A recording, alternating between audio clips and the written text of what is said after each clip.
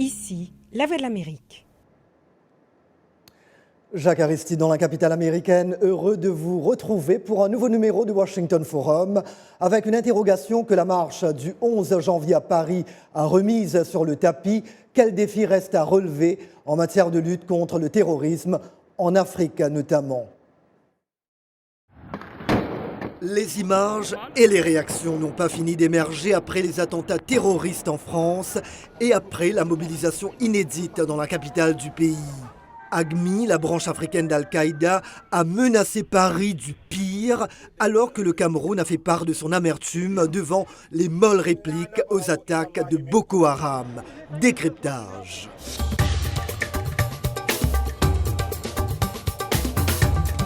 Washington Forum. Nous sommes le 15 janvier 2015. Bienvenue et mille merci de votre fidélité à Washington Forum. Dans quelques petites minutes, nos invités vont nous décoder cette marche contre le terrorisme. L'administration Obama a regretté l'absence d'un représentant de plus haut niveau à cet événement planétaire. L'Afrique, elle, était bien représentée, 6 chefs d'État, un Premier ministre et 3 ministres des Affaires étrangères du continent. Et cette image du président malien Ibrahim Boubacar Keïta aux côtés de son homologue français François Hollande. Voyons justement la réaction en Afrique, cap sur la Côte d'Ivoire, avec le compte-rendu de Camille Grosdidier. Près de la maison de la presse d'Abidjan, la une des journaux ivoiriens parle d'elle-même. Liberté de la presse, victoire pour Charlie Hebdo, nous sommes tous Charlie. Affiche sans crainte plusieurs manchettes. Hommage aux victimes des récentes attaques meurtrières en France, indignation aussi, tout comme exprimée à Paris, New York, Londres et dans d'autres villes, face à la perte de vie humaine pour des caricatures, aussi bien qu'à l'atteinte à la liberté d'expression. Le 7 janvier titre encore ce journal « Journée de deuil du dessin de presse ». Lassane Zohoré, caricaturiste et éditeur Akpitch. Le premier hebdomadaire satirique ivoirien. Si pour des dessins ou pour des opinions, on doit comme ça décimer toute une rédaction, franchement, ça dénote du fait qu'on a encore des gens malades parmi nous. C'est clair que nous, ce n'est pas ce qui va nous faire reculer. Et on respecte l'opinion de tout le monde, mais quand même, ceux qui agissent ainsi aussi doivent respecter l'opinion des autres. Voilà, je crois que c'est tout ce qui fait le monde, c'est le brassage des opinions. Bougies, pancartes et émotions, c'est en présence de l'ambassadeur français en Côte d'Ivoire, Georges Serre, que s'est déroulé ce rassemblement en soutien à Charlie Hebdo. L'occasion également pour les participants d'aborder la censure et la liberté de la presse en Côte d'Ivoire, pays qui émerge d'une décennie de troubles politiques. Parmi les morts, il y a eu aussi des journalistes. Mba Kamara, président de l'Association de la presse étrangère. Nous disons que nous ne voulons plus de cas Charlie Hebdo. Nous ne voulons plus également de cas Jean-Hélène Kiffer qui s'est passé ici en Côte d'Ivoire. Également, nous ne voulons plus de cas de journalistes assassinés. C'est une manière également de créer notre ras-le-bol et dire que nous ne voulons plus que la presse soit bâillonnée. Les attentats de Paris ont soulevé des questions non seulement sur la liberté d'expression, mais aussi de la religion et de la sécurité, et exposé la vulnérabilité des États en cas d'attaque urbaine. Cécile Vaubourgoin, journaliste. Je me sens désespérée parce qu'il est arrivé. J'espère que ça va remuer les consciences dans le monde, en France bien sûr, et dans le monde, et que des gens vont réfléchir afin que ça arrive le moins souvent possible. Devant la montée des extrémismes, les 6 chefs d'État d'Afrique subsaharienne présents à la marche historique du 11 janvier contre le terrorisme ont exprimé leur inquiétude. Pour l'un d'eux, Mahamadou Issoufou du Niger, la riposte doit être internationale. Le récit de Camille Grosdidier. Merci Camille. L'heure d'entrer dans le vif du sujet avec nos invités. À Washington, Philippe Lecor, chercheur à la Brookings Institution. Il est également un professionnel de la diplomatie publique et des relations interculturelles. Et à Paris, Samuel Engenbock, chercheur à l'IRIS, Institut de relations internationales et stratégiques. Il s'intéresse notamment aux enjeux sécuritaires et de défense en Afrique. Voilà, une semaine donc après les attentats qui ont fait 17 victimes, Charlie Hebdo, avec une caricature de Mahomet en une, a été tiré mercredi à 5 millions d'exemplaires, diffusé dans plus de 20 pays et traduit en 5 langues. Un journal en Turquie, pays laïque à majorité musulmane, a reproduit une partie des caricatures de l'hebdomadaire satirique français. Pour Al-Azhar, principale autorité de l'islam sunnite basée en Égypte, les nouveaux dessins vont attiser la haine. Samuel Engenbock, vente record en guise de riposte aux attentats, mais ce dernier numéro provoque-t-il des craintes en France ? Des craintes, je pense que l'opinion est partagée sur la diffusion de ce numéro de Charlie Hebdo. Ce qu'il faut retenir, c'est que il y a des gens qui continuent à manifester pour la liberté de la presse, pour la liberté en général. Et la matrice de cette liberté, on la retrouve dans la Déclaration universelle des droits de l'homme. Donc, tout être humain a droit à la vie. Et ce n'est pas parce que l'on a érigé quelques dessins qu'on doit ôter la vie à qui que ce soit. Et donc, la publication de ce numéro de Charlie Hebdo vient justement apporter un contenu à cette revendication, à cette lutte pour la liberté.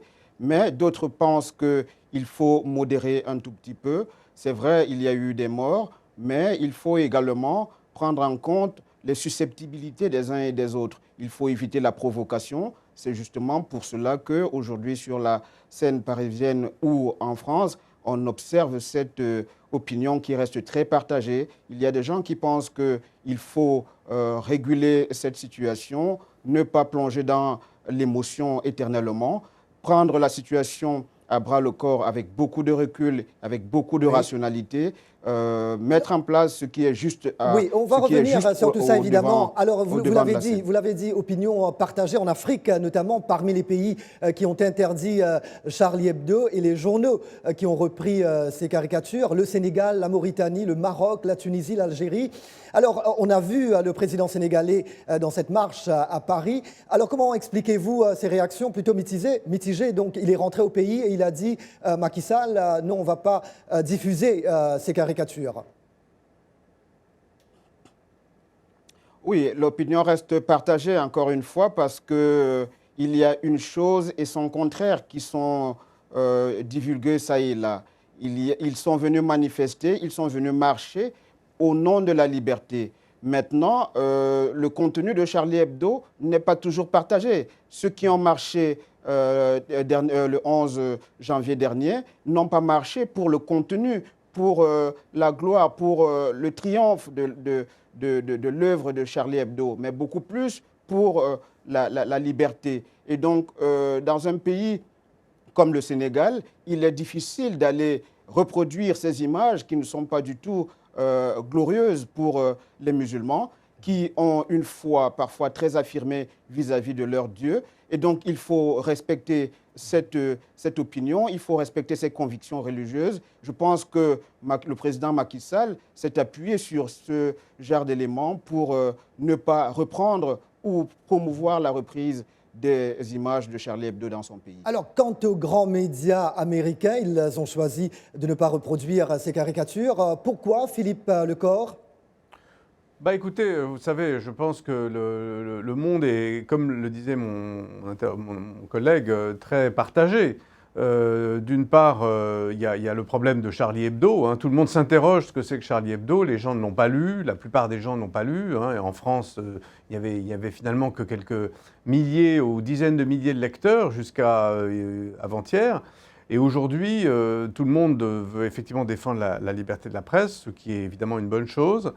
Maintenant, chacun balaye devant sa porte, comme on dit, et il s'agit de ne pas attiser les conflits entre communautés, puisque finalement, toute cette affaire, il y a la question de la liberté de la presse, mais le fond de l'affaire, c'est les relations intercommunautaires, notamment en France, évidemment, puisque vous avez eu à la fois la question de l'islam, qui a été finalement la raison principale pour ces attaques terroristes, et puis également la deuxième attaque contre l'épicerie juive de la porte de Vincennes, qui était une attaque clairement antisémite. Et donc il y a également la question raciale qui apparaît.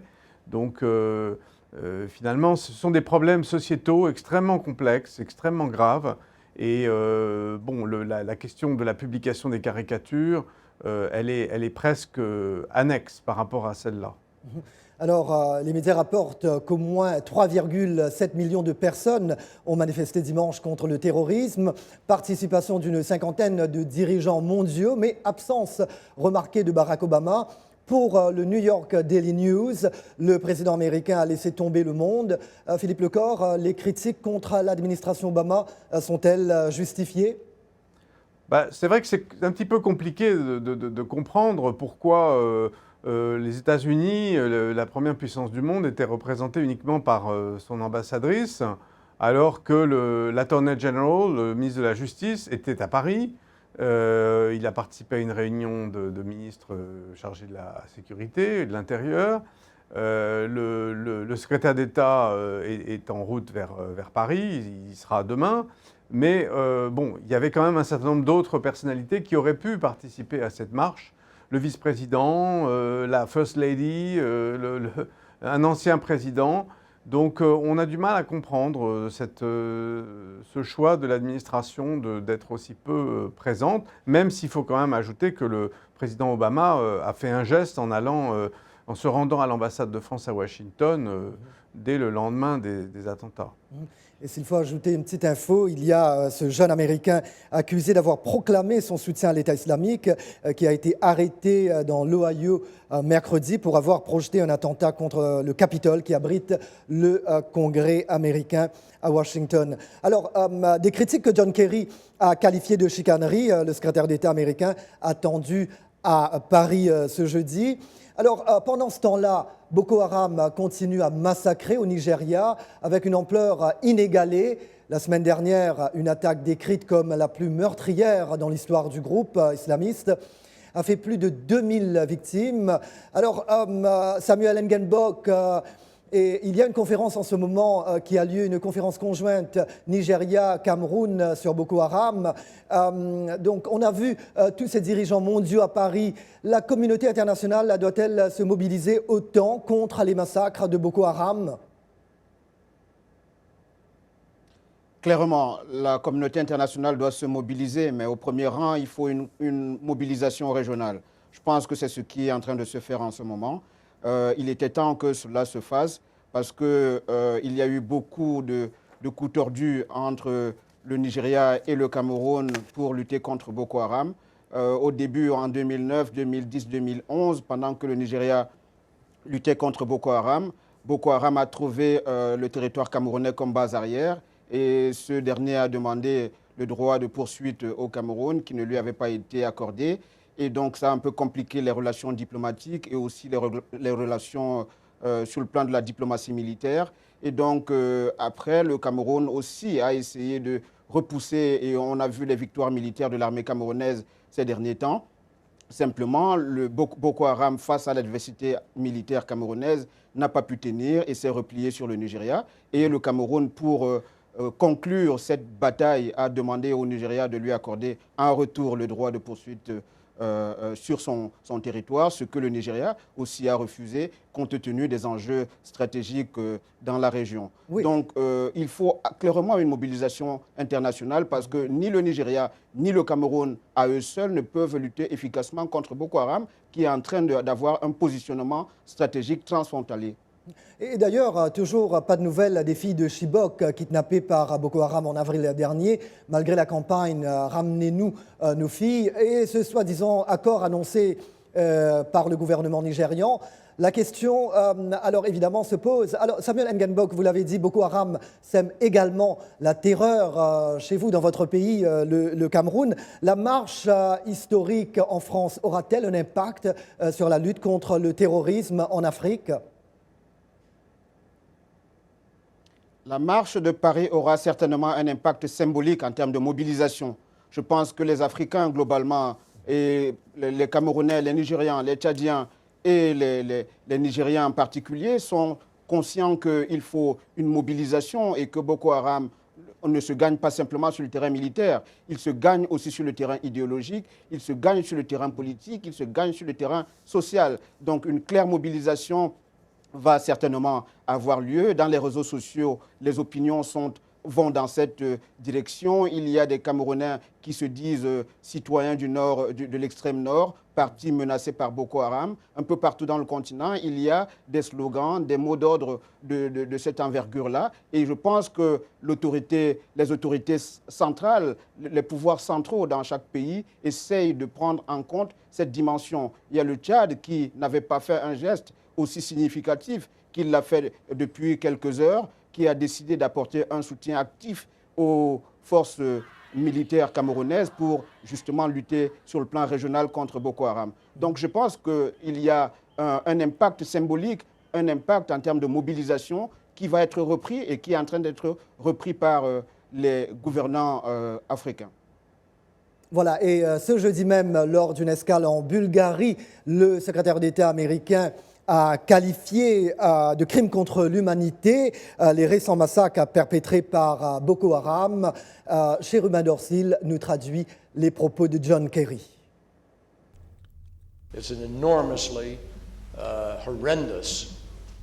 C'est le massacre atroce d'innocents.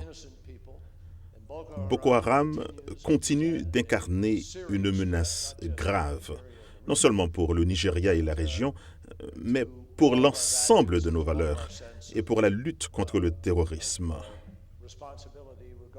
Les événements à Paris l'ont démontré, à des degrés différents, évidemment.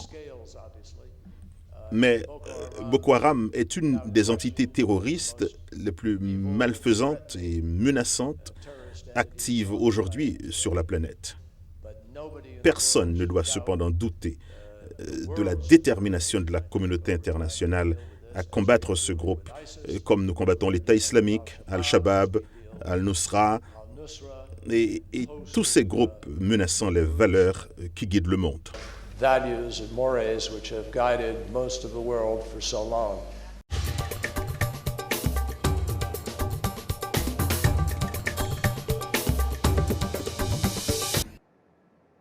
Washington Forum se poursuit. Jacques Aristide avec vous. Plein feu sur l'après-attentat contre Charlie Hebdo. Nos invités à Paris, Samuel Engenbock, il est chercheur à l'IRIS, et Philippe Lecor, chercheur à la Brookings Institution de Washington. On va les retrouver dans quelques petits instants. Mais d'abord, 4 commentaires Facebook.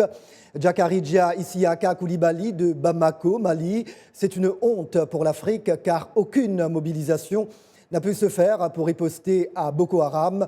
Regrettons l'armée nigériane qui se replie malgré un effectif plus important que celui du Cameroun.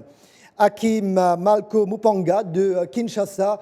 Il y a plus de 6 millions de morts dans l'est de la RDC. Aucune voix ne s'est levée pour dire « je suis Kivu » ou « je suis Makobola » ou encore « je suis RDC ». C'est malheureux pour les Africains qui se lèvent et disent « je suis Charlie ». Christian Djerabé, N'Djamena, Tchad. Aucun président n'a fait le déplacement au Nigeria, aucune marche. Les Occidentaux ont fait une coalition pour frapper l'État islamique. Pourquoi ne le font-ils pas pour l'Afrique? Ça fait mal au cœur. Lancine Alassane Diawara de Conakry, Guinée. Quel est le rôle de l'Union africaine? Je ne comprends pas. Chaque jour, des milliers de personnes meurent en Afrique par des attentats, des rébellions. Les chefs d'État africains sont plutôt soucieux de leur propre sécurité au lieu d'assurer la sécurité des peuples. Vos commentaires sur la page Facebook de VOA Afrique. D'autres réactions maintenant, celle de la diaspora africaine aux États-Unis. Des points de vue recueillis par Roger Muntu. Salut Roger. Salut Jacques. La diaspora africaine n'est pas restée également, on n'est pas resté insensible au sujet de la marche sur Paris en hommage bien sûr aux victimes de l'attaque terroriste contre Charlie Hebdo. Suivons ces quelques propos que nous avons recueillis pour vous. Suite à l'attaque contre Charlie Hebdo, certains membres de la diaspora africaine des États-Unis se disent amers d'avoir vu la grande manifestation de Paris qui a mobilisé plus de 50 chefs d'État, dont 6 présidents africains. Alors qu'au même moment, d'après M. Lambert Kabatanchi, un écrivain et un instituteur, l'Afrique compter ses morts. Vous pouvez comprendre qu'on rase un village et que certains présidents africains, qui sont même voisins du Nigeria, aillent parader sur les grandes avenues de Paris, donnant la main à M. Hollande. Monsieur François Louakabouanga, opérateur économique, exprime sa déception. 12 morts d'un côté, vous avez un rassemblement, vous avez une réaction. Et de l'autre côté, 10 morts, c'est anonyme. Ça passe comme s'il n'y avait rien qui s'était passé, comme si c'était juste le vent qui a soufflé, et puis c'est tout.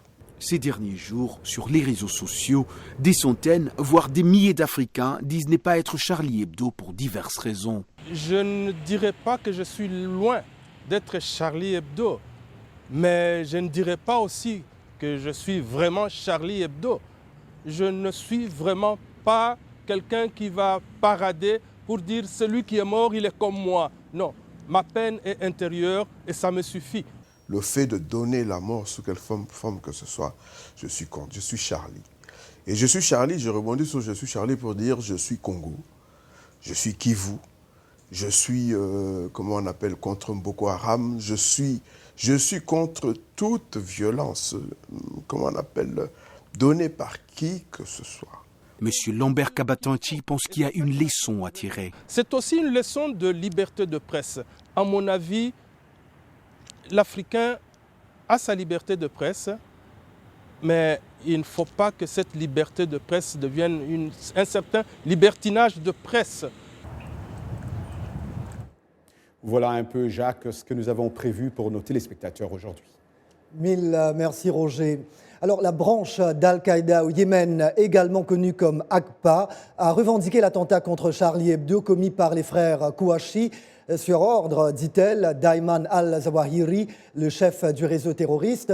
AQPA n'a toutefois pas endossé les actes perpétrés par Ahmedi Koulibaly, qui lui s'est revendiqué de l'État islamique. Philippe Lecor, y a-t-il une certaine rivalité entre ces groupes djihadistes et cette même rivalité est-elle en train d'accroître la menace terroriste dans le monde ? C'est-à-dire que oui, il y a une rivalité. De toute façon, ce n'est pas nouveau. Dans le monde arabe, il y a de nombreuses rivalités. Donc je ne suis pas sûr que cela accroisse le risque. Mais on peut considérer que dans certains cas, il y a une concurrence, il y a une compétition entre des groupes terroristes. Mais d'une certaine manière, si ce sont des organisations qui se divisent, c'est peut-être aussi un avantage. Pour les défenseurs de la liberté. Par contre, c'est peut-être également un inconvénient pour les services de renseignement parce que ça complexifie encore plus la collecte d'informations. Vous savez également qu'il y a un grand problème, c'est celui ce qu'on appelle les foreign fighters, donc ces musulmans en fait qui sont en Occident souvent, et qui vont se faire entraîner dans des pays ou par des groupes, dont ceux auxquels vous faites référence, en particulier au Yémen, oui, en Irak et en Syrie. Et actuellement, d'ailleurs, la compagne de Koulibaly serait en Syrie. On ne sait pas du tout ce qu'elle est devenue. Mais elle est en tout cas activement recherchée. Donc cette question des militants islamistes, fondamentalistes et donc qui se font entraîner dans un but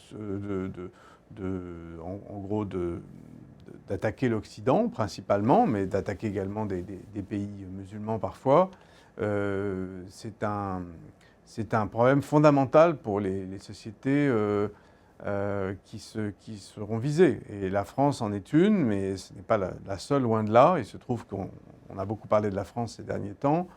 Il y a environ 950 ou 1000 Français qui s'entraînent dans ces différents pays. Je dois revenir sur cette question, mais Koulibaly, lui, a tué une policière avant d'aller abattre 4 juifs dans un supermarché kasher. La Maison-Blanche s'inquiète d'une poussée de l'antisémitisme en Europe et en France en particulier. Samuel Engenbock, les juifs de France sont-ils tentés par le départ vers Israël après les attentats, comme le rapportent des journaux ? Je pense qu'il y a un peu d'excès dans toute cette diffusion médiatique. Je pense que les Juifs sont beaucoup plus sereins. Ils ont été frappés douloureusement par cet attentat. Mais de là à dire qu'ils sont prêts à partir ou menacés de partir, je pense que c'est un tout petit peu exagéré. Exagéré, mais comment réagissez-vous ce soir disait encore... D'accord. Alors, comment réagissez-vous aux multiples arrestations et condamnations pour apologie du terrorisme en France? Il y a eu notamment le cas de ce comédien controversé Dieudonné. Oui, absolument. Je pense que l'État fait ce qu'il faut faire. Nous sortons d'une situation extrêmement effroyable et il est hors de question de continuer à flirter ou à piocher sur des terrains aussi fragiles qui font très mal. Donc, en ce moment, il est difficile d'admettre ce genre de comportement.